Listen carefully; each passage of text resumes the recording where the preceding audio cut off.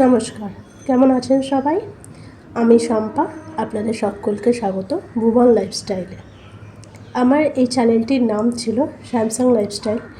এটি খুঁজে পেতে অনেকের অসুবিধা হতো, সেই জন্য আমি চ্যানেলটিকে নাম পরিবর্তন করে রেখেছি ভুবন লাইফস্টাইল। আপনারা যারা এই চ্যানেলে নতুন তারা চ্যানেলটিকে প্লিজ সাবস্ক্রাইব করে দেবেন এবং যারা আগের এপিসোডের ভৌতিক এবং রহস্যজনক ঘটনাটি শোনেননি তারা শুনে আসবেন। আশা করছি আমার উপস্থাপন আপনাদের ভালো লাগবে। কোনো ভুল ত্রুটি হলে ক্ষমা করবেন। আপনাদের সামনে প্রত্যেক শনিবার একটি করে ভৌতিক এবং রহস্যজনক ঘটনা উপস্থাপন করার কথা, এবং এই শনিবার একটু অসুবিধার কারণে আমি সেটি আপলোড করতে পারিনি, তাই সেই ঘটনাটি আমি আজকে উপস্থাপন করছি। আগের ঘটনাটি কেমন লেগেছে সেটি কমেন্ট করে অবশ্যই জানাবেন। আপনাদের কাছে যদি কোনো এমন ঘটনা থেকে থাকে তাহলে আপনি সেটা আমার সাথে শেয়ার করতে পারেন। আমি সেই ঘটনাটি আমার চ্যানেলের মাধ্যমে সবার সামনে উপস্থাপিত করব। ঘটনা পাঠানোর জন্য স্ক্রিনে দেওয়া নাম্বারটিতে হোয়াটসঅ্যাপ করতে পারেন বা ঘটনাটি রেকর্ড করে পাঠাতে পারেন। তো শুরু করা যাক আজকের ঘটনা। ঘটনাটি বর্ধমানের মন্তেশ্বর এলাকার একটি ঘটনা। এটি একটি মেয়ের ঘটনা। ছোট থেকেই মেয়েটি তার মামাবাড়ির সঙ্গে ওতপ্রোতভাবে জড়িত ছিল। মানে মেয়েটি ছোট থেকে বড় হওয়া সমস্ত কিছু A to Z খুঁটিনাটি সমস্ত কিছুই পুঙ্খানুপুঙ্খভাবে বিশ্লেষণ করতো তার মামার বাড়ির লোকজন। মানে মেয়েটি মা বাবার কাছ থেকে কম, মা বাবা বলতে গেলে তাকে জন্ম দিয়েছে এবং তাকে লালন পালন করে বড় করে তুলেছে মেয়েটি মামার বাড়ির লোকজন। তার সবথেকে কাছে ছিল তার দিদা। এবং সেই ঘটনাটি এই দিদা এবং মেয়েটিরই ঘটনা। ব্যাপারটা হয় ছোট থেকেই মেয়েটি দিদার কাছে মানুষ। দিদা উঠতো বসতো সবসময় তার দিদা চাইতো, মানে তার যে জামা প্যান্ট কাচবে সেগুলো তার দিদাই সেগুলো সব মেনটেন করতো। তার কলেজ যাওয়া থেকে শুরু করে খাওয়া থেকে শুরু করে কলেজ থেকে আসা পর্যন্ত রাস্তায় দাঁড়িয়ে অপেক্ষা করা সমস্ত কিছুই তার ওতপ্রোতভাবে তার দিদার সাথে জড়িত ছিল। তো সচরাচর যেমন কলেজ যায় তো তেমন সে কলেজ যাতায়াত করতো এবং প্রত্যেক দিন সে আসার সময় কলেজ থেকে ফেরার সময় দেখতো তার দিদা তার জন্য দাঁড়িয়ে ওয়েট করছে, বা তার খাবারের জন্য সে যেহেতু খাইনি যেদিন কলেজ থেকে তাড়াতাড়ি বাড়ি আসতো সেদিন তার দিদাও হয়তো তার সাথে একসাথে বসে খেত। সে টুকিটাকি কলেজ থেকে যদি কিছু কিনে নিয়ে আসতো আসার সময় তাহলে সেটা এনে তার দিদাকে দিত। এইভাবে তাদের জীবন খুব সুন্দরভাবে চলছিল। হঠাৎ একদিন তার দিদা অসুস্থ হয়ে পড়ে এবং শয্যাশায়ী হয়ে যায়, মানে বিছানা ছেড়ে আর উঠতে পারে না। এরকম অবস্থায় তার দিদার পজিশন চলে আসে। কালক্রমে দিন যায় হঠাৎ তার দিদা একদিন মারা যান অসুস্থতাজনিত কারণে। তো মেয়েটি খুবই ভেঙে পড়ে। ততদিনে মেয়েটা স্টেবল হয়ে গেছে, মানে ততদিনে সে একটা সরকারি নার্সিংহোমে সে কাজ করছে। ততদিন মেয়েটা স্টেবল হয়ে গেছে। তো যাই হোক, যেহেতু সে সেখানেই পড়াশোনা করেছে এবং সেখানেই আস্তে আস্তে বেড়ে উঠেছে, তো সেই জায়গাতেই তার একটা পাকাপাকি মানে বন্দোবস্ত সে করে নিয়েছে যে ওখানে একটা সেটেলমেন্ট করে ওখানে সে আর তার নিজের বাড়ি যায় না, সে ওখানেই থাকে, মার বাড়িতেই থাকে, নিজে ইনকাম করে ওখানেই যাই করে থাকে। এবার কি যে সচরাচর তার দিদার গতি হয়, তো তখন সে স্টেবল হয়ে গেছে যথারীতি। সে একদিন কাজ থেকে ফিরছে বিকালের সময়টা হচ্ছে বিকালের সময় 4-5টার সময়। তো দেখছে কি দূর থেকে হঠাৎ সে লক্ষ্য করছে যে তার দিদা রাস্তায় দাঁড়িয়ে আছে। মানে যেমন সে আগে দাঁড়িয়ে থাকতো তার জন্য অপেক্ষা করতো, সে দাঁড়িয়ে আছে। সে দেখে একটু হতভম্বিত, মানে হকচকিয়ে যায় যে সে ভুল দেখছে না। তো সে কাছে এসে দেখে না সেখানে কেউ নেই। সে মনের ভুল বলে সে সেটাকে এড়িয়ে চলে যায়। সে ঘরে ঢোকে যে জায়গাটায় তার দিদা থাকতো শয্যাশায়ী অবস্থায়, যে উঠতে পারতো না, নড়তে পারতো না, তার সেই নির্দিষ্ট ঘরটিতে সেই দিকে তাকিয়ে, মানে সেই ঘরটি পেরিয়ে তার রুমের দিকে যেতে হয়। সেই মেয়েটির নাম মিতা।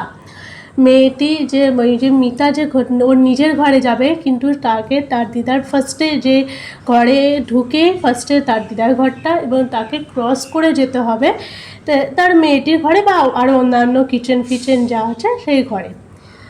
যেতে গিয়ে দেখে যে তার দিদা শুয়ে আছে এবং টিভি চলছে জোরে, মানে লিটারেলি তার গায়ে কাঁটা দিয়ে উঠে। সে হঠাৎ করে সে ওখানে দাঁড়িয়ে যায়, সে কিন্তু ওটা দেখছে। ও যখন পাশ দিয়ে যাচ্ছে সেই জানলা দিয়ে সে কিন্তু নোটিস করছে, কিন্তু তার দিদা মারা যাওয়ার পর থেকে সেই ঘরটি পুরো লক করে দেওয়া হয়, সেই ঘরে কেউ আর যায় না। ওই একটু ধূপ ধুনো দেখিয়ে দেয় এবং তারপর সেখানে খুব একটা বিশেষ আনাগোনা হয় না, মানে ঘরটা এক প্রকার এক কোণে পড়ে থাকার মতো পড়ে থাকে। সে এই দৃশ্যটি সে জানলা থেকে দেখছে। তাকে হঠাৎ করে পেছন থেকে কেউ তার পিঠে হাত দিয়ে বলছে, হাত পা ধুয়ে এনে আমি খেতে দিচ্ছি। সে ঘুরে দেখছে যে তার যে মামি, তার মাইমা তাকে ডাকছে এবং সে এই কথাটি বলছে। সে আবার পেছন ঘুরে সেই জানলাটির দিকে তাকাতে গেছে, দেখছে কিছুই নেই, নর্মাল, সব কিছু নর্মাল, ঘরে কেউই নেই, কিচ্ছু নেই। সে তার মনের ভ্রম বলে সে কাটিয়ে দিল এই ব্যাপারটা, সে পুরোটাই চেপে গেল। সে কাউকে কিছুই এই বিষয়ে বলল না, যে এতদিন ধরে হয়তো তাকে মিস করছে বা এই যে কাজের চাপ, এত কাজের প্রেশার, সেই জন্য হয়তো সে এই সব রাতে ঠিক করে ঘুম হয় না, সকালে উঠে কাজে বেরিয়ে যেতে হয়, এরকম নানা ধরনের এইসব চিন্তার জন্য হয়তো সে এইগুলো হ্যালুসিনেট করছে। সে ব্যাপারটি পুরো চেপে যায় এবং সে ভাবে কি আর যে ঠিক আছে, যা হয়েছে হয়েছে, এই বলে সে সেখান থেকে মুভ আউট করে যায়। এই রকম চলতে থাকা। আর মেয়েটি ছিল খুবই ধার্মিক, মানে হচ্ছে যে ওই ঘটা করে পুজো আর্চা না করলেও কিন্তু মেয়েটি কোনো অভক্তি মনে ছিল না। সে যথারীতি ভগবানকে ডাকিয়ে পূজা পাঠ সমস্ত কিছুই করে। এইভাবে চলতে থাকলো আবার কিছুদিন। হঠাৎ করে দেখছে একদিন রাতের বেলায় সে ঘুমিয়ে আছে, সে ঘুমাচ্ছে ওই রাত 3টে থেকে 4টের মধ্যে। এই সময়ের মধ্যে সে শুনতে পাচ্ছে যে খুব জোরে চিৎকার হচ্ছে, মানে কেউ যদি ঝগড়া করে দুটো লোকের মধ্যে, বা ওই যে পাশের বাড়ির লোক যদি কেউ ঝগড়া করে না, তখন খুব চেঁচামেচি হচ্ছে, এরকম খুব আওয়াজ আসছে। আওয়াজটা আসছে খুব তীক্ষ্ণভাবে, মানে ওটাকে এড়িয়ে দেওয়াও যাবে না, আবার না মানে না শুনে থাকাও যাবে না, এইরকম অবস্থা। তো দেখে ও ভাবছে যে এত সকালে, ও ভাবছে হয়তো এটা ভোর হয়ে গেছে, মানে 5টা 6টা বাজছে, ও যে এত সকালেও উঠে মানুষ ঝগড়া করে, এ আবার কী রে বাবা। ও তখন মনে মনে এইটা ভাবছে। যাই হোক, ও ঘুরিয়ে আবার ঘুমাতে গেছে, কিন্তু দেখছে সাউন্ডটা আরও আস্তে আস্তে বাড়ছে। ও আর ঘুমাতে না পেরে ও উঠে পড়েছে। তখন ও নিজের ঘর থেকে নিজের বিছানায় বসে সে ভালো করে কান পেতে শোনার চেষ্টা করছে আওয়াজটা আসছে কোথা থেকে। ও শুনতে পাচ্ছে এটা কোনো ঝগড়ার আওয়াজ নয়, এটা খুব জোরে টিভি চালালে যে আওয়াজটা আসে সেই টিভি চালানোর আওয়াজ। ও যথারীতি উঠে দেখতে গেছে টিভিটা কোথায় চলছে, টিভিটা বন্ধ করতে যাবে।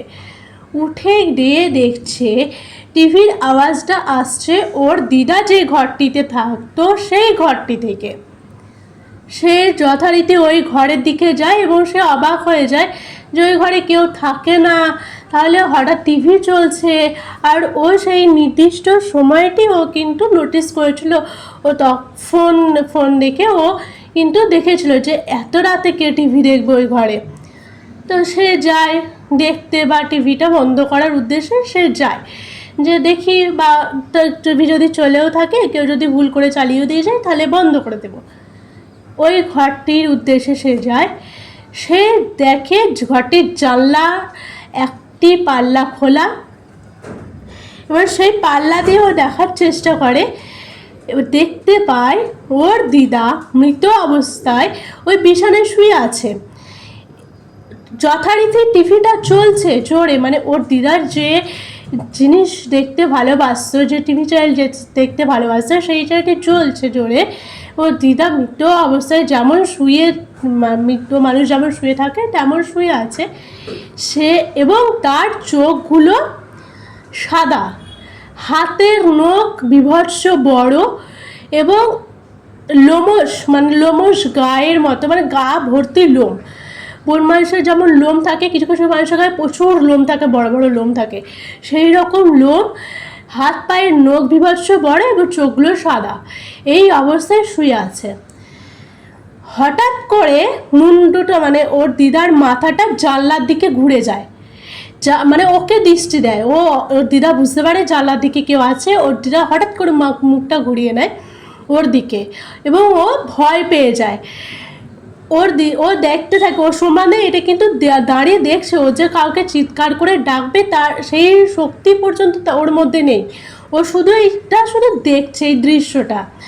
তার দিদা ওকে ডাকছে, শুনে যা যেমন ডাকতো সামন করে ডাকছে, শোন, টিভিটা একটু জোরে দিয়ে যা না, টিভিটা অফ করে দিয়ে যা, এরম করে বলছে। মানে ক্ষণে ক্ষণে কথা সে বলছে, হয় টিভির চ্যানেলটা চেঞ্জ করে দে, নয় টিভিটা অফ করে দে, নয় টিভির সাউন্ডটা জোরে দে, এরকম করে বলতে বলতে, আর ও সেগুলো শুনছে, কিন্তু ও মুখে কিছু বলতে পারছে যে কাউকে চিৎকার করে ডাকবে বা লাইট জ্বালাবে ধাপ করে, সেরকম কোনো কিছু করতে পারছে না। সে জাস্ট স্টিল হয়ে এক জায়গায় দাঁড়িয়ে আছে আর এবং দেখছে। হঠাৎ করে দেখছে ওই মানুষটি বিছানা থেকে উঠে এসে, একদম লাফিয়ে এসে, আমরা কি বিছানা থেকে আস্তে আস্তে নামি বা আস্তে আস্তে পা ফেলে নামি, ও সেরকম একদম লাফ দিয়ে এক প্রান্ত থেকে আর এক প্রান্তে, বিছানার থেকে একবারে জানলার সাইডে মুখটা বাড়িয়ে ওকে ধরার চেষ্টা করছে। ওই হাতগুলো মনে হচ্ছে যেন জানলার, আগেকার দিনের জানলায় না বড় বড় সেই রড দেওয়া থাকতো, কোনো জালি থাকতো না, কিন্তু বড় বড় রড দেওয়া থাকতো এবং কাঠের পাল্লা হতো, শিক বলে ওগুলোকে বোধহয়। তো সেই জানলার ভিতর দিয়ে তাকে ধরার চেষ্টা করছে। এই অবস্থায় ও সমানে হনুমান চালিসা পাঠ করছে, কিন্তু ওর হনুমান চালিসা ওর জিভে আটকে যাচ্ছে। মানে ও পাঠ করছে, 2-4 লাইন পাঠ করছে, আবার যেন মনে হচ্ছে কোথাও একটা ভুল হচ্ছে, আবার ও রিপিট করে পুনরায় নতুন করে পড়ছে, আবার সে পড়ছে। মানে যে ক্রমশ দিন রাত 2বার করে নিয়ম করে এই পাঠ করে, তার এই জিনিসটা ভুল হচ্ছে। এই করতে করতে ও কখন সেন্সলেস হয়ে সেখানে পড়ে যায়। ওর মা সকালবেলায় আসে এবং ওকে ডাকে। ওকে সেই ঘরটিতে, মানে সেই ঘরে ওর এই দৃশ্যটি দেখেছিল জানলার বাইরে থেকে, যে এই ঘটনাগুলি ওর সাথে ঘটছে। ওর মা ওকে উদ্ধার করে ওই পার্টিকুলার দিদার ঘরটি থেকে, ওকে এসে ডাকছে যে ও টোট করে, তুই এখানে কি করে এলি, এই ওই সেই, হঠাৎ কি হয়েছিল, তুই কি এখানে এসে ঘুমিয়ে পড়েছিলিস, টিভি চলছে জোরে জোরে। ও তখন তার জ্ঞান আসে এবং সে সমস্ত ঘটনা তার মনে পড়ে যায়, যে ঠিক কাল রাতে কী তার সাথে হয়েছিল। সে কিছু বলে না, সে সেই দিনও মিতা সেই দিনও চুপ থাকে, যে ঠিক আছে, আরও একটা দিন যদি এই ঘটনা ঘটে তখন আমি বাড়ির সবার সামনে বলবো। ও বলে, আমার শরীরটা ঠিক ভালো লাগছে না, আমাকে ঘরে নিয়ে চলো। তো ওর মাইমা যথারীতি ওকে ঘরে নিয়ে যায় এবং সেই দিনটা ও আর অফিস যায় না, তার অফিস বন্ধ থাকে, ঘরে থাকে, ডক্টর দেখে, সেবা শুশ্রূষা হয়। তো ঠিক আছে, চলো একদিন রেস্ট নেওয়া যাক। আবার কিছুদিন পর এই ঘটনা ঘটে গেছে, কয়েকদিন পরে দেখছে তার জানলার বাইরে কেউ একজন দাঁড়িয়ে আছে, একজন সুঠাম গঠন কেউ একজন দাঁড়িয়ে আছে এবং ক্রমশ তাকে ডাকছে, আয়, যাবি না, আয়, তোকে আমার সাথে নিয়ে যাব, আমি তোকে ছাড়া থাকতে পারছি না, আয় নিয়ে যাব তোকে, আমার খুব ভালো লেগেছে, আয়। এরকম এটা কিন্তু ঘুমের ঘোরে নয়, এ কিন্তু দেখতে পাচ্ছে যে ঘুমে আছে, স্বপ্ন দেখছে, কিচ্ছু না। ও সত্যি সত্যি সেই চেহারার মানুষটিকে এবং সেই ঘটনাটিকে দেখতে পাচ্ছে। ও সঙ্গে সঙ্গে উঠে যায়, উঠে গিয়ে ওর বাড়ির লোক, মাইমা মামা যারা আছে তাদেরকে ডেকে নিয়ে আসে এবং ডেকে নিয়ে এসে সেই ঘটনাগুলো বর্ণনা করে। সমস্ত ঘটনা শোনার পরে ওর যিনি মাইমা ছিলেন তিনি বলেন এই ঘটনাগুলো আমার সাথেও ঘটে, আমি কাউকে কিছু বলি না, আমি এটাকে ইগনোর করে চলে যাই, কিন্তু ঘটনাগুলো আমিও সম্মুখীন হই, আমি মনের ভুল এই ওই সেই বলে এড়িয়ে চলে যাই। এই ঘটনা ঘটার পর থেকে ওরা যায় একটি মন্দিরে, এবং মন্দিরে যিনি ব্রাহ্মণ ছিলেন বা পুরোহিত তাকে সমস্ত ঘটনাটা জানান। সমস্ত ঘটনা শোনার পরে উনি সাজেস্ট করেন একজনকে, সমস্ত ঘটনা আমার পক্ষে তো সম্ভব নয়, তুমি আরেকটি অন্যজনকে এনার কাছে যাও, ইনি তোমাকে রাস্তা বলে দেবেন। সেই অনুযায়ী তারা সবাই যায় এবং তার মুখে সেই একই সমস্ত বিস্তৃত ঘটনা শোনে যে আমি কেন বারবার এনাকে দেখতে পাচ্ছি বা আমার সাথে এই ঘটনাগুলো ঘটছে। সে আসেন এবং পুরো বাড়িতে বন্ধন করেন, পুরো বাড়িতে মন্ত্রপুত্র জল যা থাকে সমস্ত রিচুয়ালস করেন তিনি, এবং সর্বশেষে বলেন যে এই ঘটনাটি মেয়েটি জিজ্ঞেস করে যে ইনি সত্যি কি আমার দিদা বা ওনার কি গতিপ্রাপ্ত এখনও হয়নি, তা কি বলছে না, কাছের মানুষ বা যারা আমাদের কাছে থাকে তারা কোনোদিন আমাদের ক্ষতি করবে না, তারা আমাদের প্রোটেক্ট করবে, রক্ষা করবে সমস্ত বাইরের জগৎ থেকে বা অশুভ শক্তি থেকে আমাদেরকে রক্ষা করবে, কিন্তু তারা কোনোদিন আমাদেরকে ক্ষতি করবে না। আর এটা মোটেও তোমার দিদা ছিলেন না, এটা ছিলেন একজন পৈশাচিক আত্মা যে তোমার দিদার রূপ ধরে তোমার বাড়িতে এসেছিল এবং এই সব ঘটনাগুলি তোমার সাথে ঘটাচ্ছিল বা এই বাড়ির সাথে ঘটছিল, এটা অন্য আর কিচ্ছু নয়।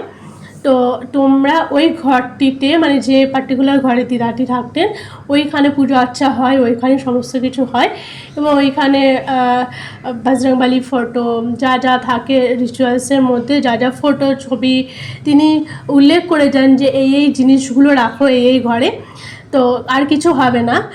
তারপর থেকে ওই ঘরটিতে সেই রকম আর কোনো ঘটনা ঘটেনি এবং তারা এখন অনেক ভালো আছে। সেই ঘরটিতে এখন যে কেউ যায়, যে কেউ ঘুমায়, যে কেউ টিভি দেখে সমস্ত কিছু করে, কিন্তু সেই রকমের আর কোনো প্রবলেম সেই ঘরটিতে হয় না। এই ছিল আজকের ঘটনা। আপনাদের কেমন লাগলো অবশ্যই কমেন্ট করে জানাবেন, ভালো লাগলে লাইক করবেন এবং ঘটনাটি শুনে আপনাদের কি মনে হলো সেটাও আমাকে জানাবেন যে এটা কি সত্যি ভৌতিক নাকি কোনো রহস্য এর মধ্যে ছিল। আমাদের কাছের মানুষ সত্যিই কি আমাদের ছেড়ে যেতে পারে না, নাকি তারা আমাদের আশেপাশেই থাকে? আমাদের কাছের মানুষ কি সত্যিই আমাদের ক্ষতি করতে চায় নাকি আমাদের প্রোটেক্ট করতে চায়? অবশ্যই জানাবেন আপনার কি মতামত। এটি একটি ছোট্ট ঘটনা ছিল যেটি আমার উপস্থাপন করলাম। এরকম আরও ছোট ছোট ঘটনা যদি আপনারা জেনে থাকেন তাহলে আমাকে জানাবেন, আমি সেগুলো আমার চ্যানেলের মাধ্যমে উপস্থাপন করব। আমি শম্পা, আপনারা শুনছেন আমার দ্বারা উপস্থাপিত একটি ভৌতিক এবং রহস্যজনক ঘটনা আমার চ্যানেল ভুবন লাইফস্টাইলে। আপনাদের আরেকটি ছোট্ট ঘটনা শোনায়। ঘটনাটি হচ্ছে মীরার ঘটনা। মীরার বর্ণনাটা আমি আগে বলি। মীরা বিবাহিত, সে একজন ওয়েল ফ্যামিলিতে বিয়ে হয়েছে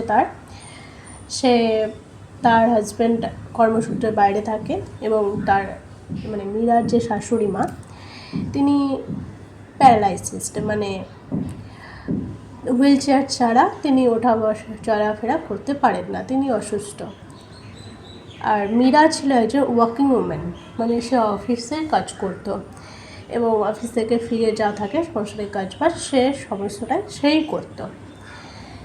এমত অবস্থায় কী হয়, মীরা যেহেতু অফিস যায় এবং তার শাশুড়ি যেহেতু অসুস্থ, ঘরে আর কেউ নেই তার শাশুড়িকে দেখাশোনা করার জন্য, সে যতক্ষণ থাকে সে তাকে টাইম দেয়, কিন্তু অফিস টাইমে তার যদি কোনো অসুবিধা হয় বা কিছু হয় তাকে দেখার মতো কেউ নেই। সেই কারণের জন্য মীরা একজন কর্মচারী বা পরিচারিকা খুঁজছিলেন, পরিচালক বা যাই হোক কাজের লোক তাকে টেক কেয়ার করবে এরকম একজনকে খুঁজছিলেন। মীরা যেটুকুন সময় অফিসে থাকে ঠিক সেই সময়টুকুনি দেখাশোনা করার জন্য, বা 24 ঘন্টা করতে পারলে তো আরও ভালো, এইরকম তার কাছে থাকবে সবে এরকম কাউকে খুঁজছিল। তো সে চতুর্দিকে 4জন বলতে থাকে, তার বাড়ির আশেপাশে, তার বাপের বাড়ি, শ্বশুর বাড়ির আশেপাশে, তার আত্মীয় স্বজন সবাইকে একটি বলতে থাকে, এবং তার হাজব্যান্ডও খোঁজখবর লাগাতে থাকে যে এরকম যদি কেউ কাজ করতে ইচ্ছুক হোক, 24 ঘন্টায় থাকবে, খাবে, সেখানেই থাকবে, এরকম যদি কেউ থাকতে ইচ্ছে হয়, তো এরকম কেউ যদি থাকে তাহলে যেন খোঁজখবর দেয় বা যোগাযোগ করে। এরকম হতে হতে সে একজন অনলাইনের মাধ্যমে একজনকে পায়। সে যেহেতু অনলাইনেও এই কথাটি বলেছিল যে আমার এমন একজনকে লাগবে দেখা শুশ্রূষা করার জন্য, যেহেতু পোস্ট করেছিল, তো সেই জন্য অনলাইনের তরফ থেকে একজনের রেসপন্স পায়। মেয়েটি মানে মীরা যে, সে বলে ঠিক আছে এসো, সে তার লোকেশন দেয়, ফোন নাম্বার দেয়, কন্ট্যাক্ট করার জন্য সমস্ত কিছু দেয়। একদিন সেই যে যোগাযোগ করেছিল তার নাম ধরছি আমি পারমিতা। এবার সে আসে, এবার এসে বলে তার সমস্ত ডিটেলস নেয়, সে কোথায় থাকে না থাকে। এবং পারমিতার বয়স ছিল ওই 20-22 বছরের ভেতরে এইরকম। ওর যেহেতু অনেক অর্থের প্রয়োজন ছিল, তার বাড়ির সচ্ছল অবস্থা ছিল না, সেই জন্য সে একটা কাজ খুঁজছিল। এবং সে আসে এবং তার সমস্ত কিছু বলে যে আমি এরকম এরকম। আর মেয়েটি ছিল শ্যামলা বর্ণে, অনেকটা চুল ছিল, দেখতে ঠিকঠাক ছিল, মানে যেমন হয় একটা সুদক্ষ মেয়ে যেমন হয়, কাজ নিপুণ, ঘরে কাজে বলো কিংবা রান্না বান্না সবইতেই সে পরিপক্ক। এইভাবে সে সমস্ত মীরা ওর ডিটেলস সমস্ত কিছু কালেক্ট করে এবং বলে তুমি তো সব শুনলে, এখানে 24 ঘন্টা থাকতে হবে এবং ওনাকে দেখাশোনা করতে হবে। সপ্তাহে 2 দিন ছুটি পাবে, শনিবারে বিকালের থেকে সোমবার সকাল পর্যন্ত। এবার সোমবার 10টার মধ্যে যে করে হোক তোমাকে এখানে আসতে হবে, তারপর তুমি আসলে আমি অফিস যাব, এইরকম। এবার তুমি যদি বলো না যে 3-4 মাস পরে বাড়ি যাব বা তোমার অনুসারে এই ছুটিগুলো নেব, তখন তুমি সেটা অ্যাডজাস্ট করতে পারো, কিন্তু ওই আজকে বাড়ি যাব কালকে বাড়ি যাব এরকম করলে কিন্তু হবে না। এইখানে থাকতে হবে, খেতে হবে, অন্য কোথাও গেলে হবে না। তো তুমি কি এতে রাজি? মেয়েটি বলে হ্যাঁ আমি রাজি। তা এই কথা শুনে বলে তুমি মাইনে কত নেবে? তো মেয়েটি যা মাইনে বলে সেটি শুনে মীরা বলে ঠিক আছে, অ্যাডজাস্টেবল, মানে ঠিক আছে চলো। এবার সমস্ত কথাবার্তা হয়। মেয়েটি তখন বলে তাহলে আমি তো দিদি বলে ওকে সম্বোধন করেছিল, তো আমি তো দিদি আমার বাড়িতে বলে আসিনি, আর আমার কিছু এখানে নেইও, তাহলে আমি আমার বাড়িতে যাই, আমার বাড়িতে সমস্ত ঘটনাটি বলবো এবং আমার কিছু জিনিসপত্র যেগুলো আমার নিজস্ব ব্যক্তিগত জিনিসপত্র সেগুলো আমি নিয়ে আসি।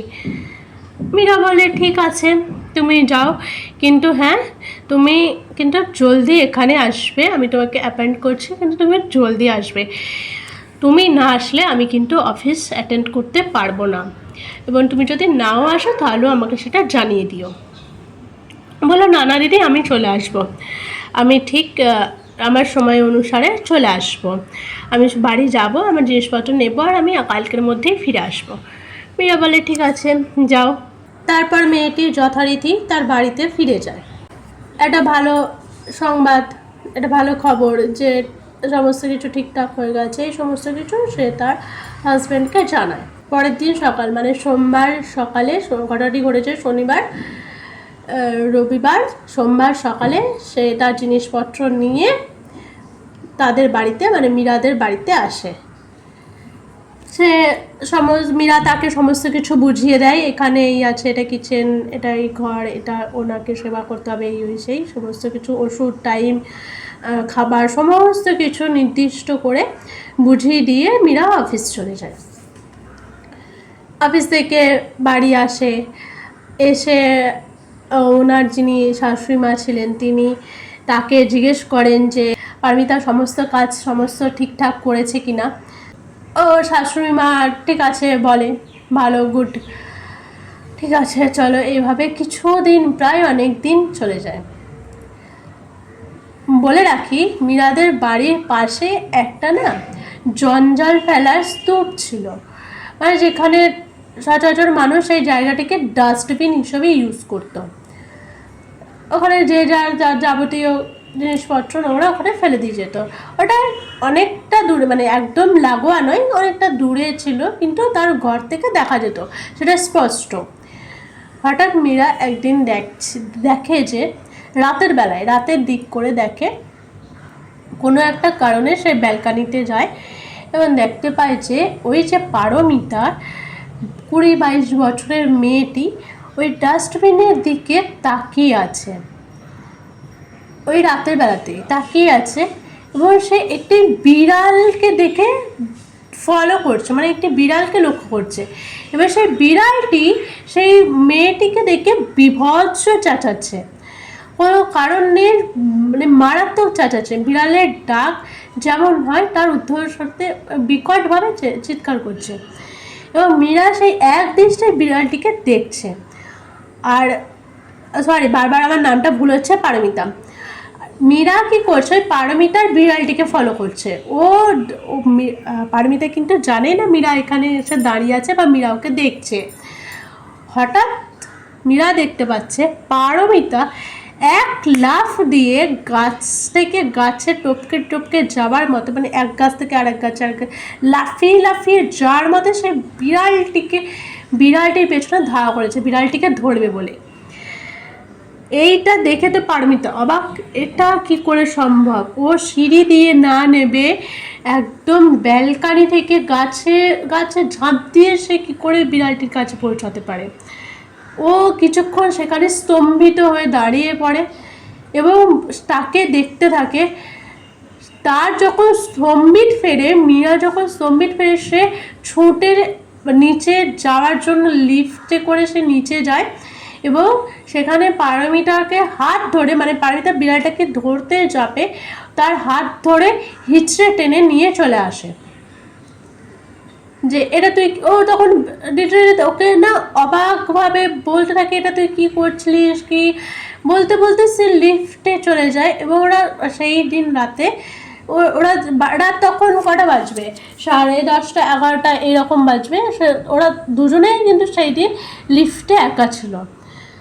মীরা চুপ করে দাঁড়িয়ে আছে এবং সে চিন্তা করছে যে ও কি করে এইখান ব্যালকানি থেকে গাছে ঝাঁপ দিয়ে লাফিয়ে লাফিয়ে কী করে ওই বিড়ালটির কাছে পৌঁছাতে পারে।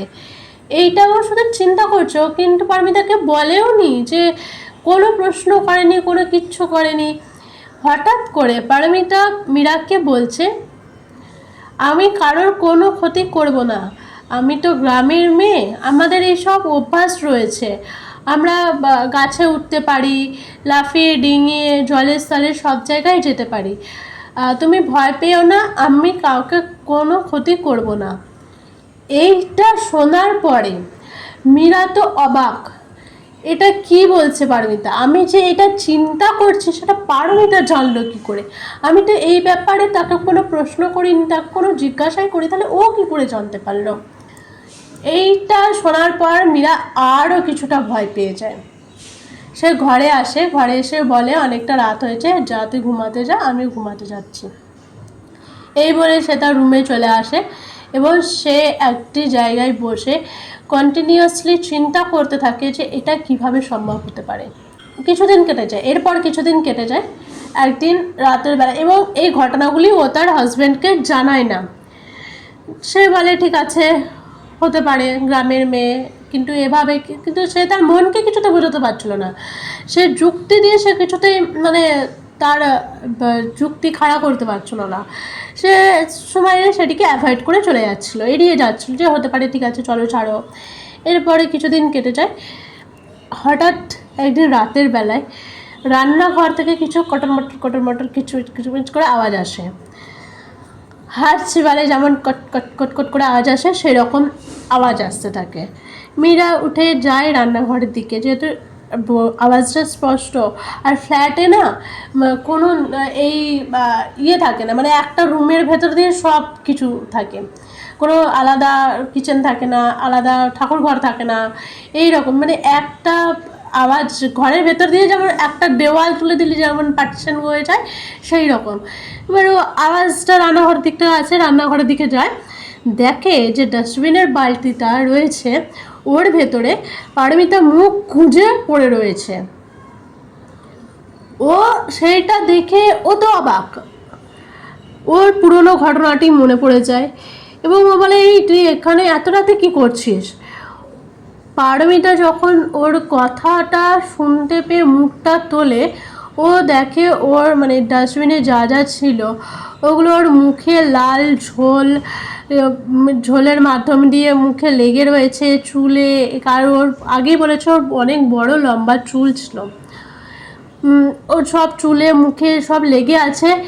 তো পারমিতা বলছে, এসব তুই কী করছিস? তোর খিদে পেলে তুই ভালো খাবার খা না, তো সবই তো রাখা আছে, সবই তো তোর হাতে দেওয়া আছে, তাহলে তুই এইগুলো কী করছিস? বলছে, আমি তো এইগুলোই খাই দিদি, তুমি জানো না আমি রোজ রাতে এগুলো খাই। মীরা তখন অবাক হয়ে গেছে যে পারমিতা এইসব কী বলছে, ও রোজ রাতে খায় মানে? বলছে, তোর কাছে ভালো খাবার আছে, তুই সেগুলো খা। দেখ ভাই, তুই আর আমার এখানে কাজ করিস না, তুই বাড়ি চলে যা, আমার আর এইসব জিনিস দেখতে ভালো লাগছে না, তোকে আমার সহ্য হচ্ছে না।